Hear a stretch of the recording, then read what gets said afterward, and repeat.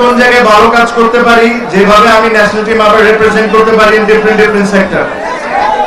যেদিন ওই জিনিসগুলো আমরা বের করে নিব ইনশাআল্লাহ, যে ঠিক আজ থেকে 10, 15, 20 বছর আগে থেকে অনেকেই রিপ্রেজেন্ট করতো বাংলাদেশের বিভিন্ন স্পোর্টসকে।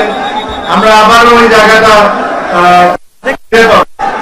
আমার সাথে হেলাল ভাইয়ের কথা হয়, ইশরাফিল ভাইয়ের কথা হয়, মোহাম্মদ ভাইয়ের কথা হয় চিটাগং স্পোর্টস নিয়ে, যে আমরা কিভাবে করে চিটাগং স্পোর্টসকে আগের জায়গার মতো নিয়ে আসতে পারি।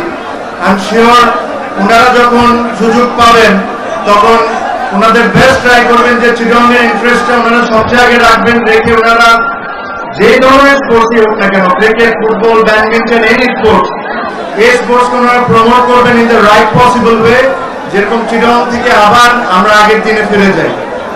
আমি এর চেয়ে বেশি এত ভালোবাসা দেখে I am very very happy. আর ইনশাআল্লাহ আপনাদের সাথে আবারও সামনে দেখা হবে।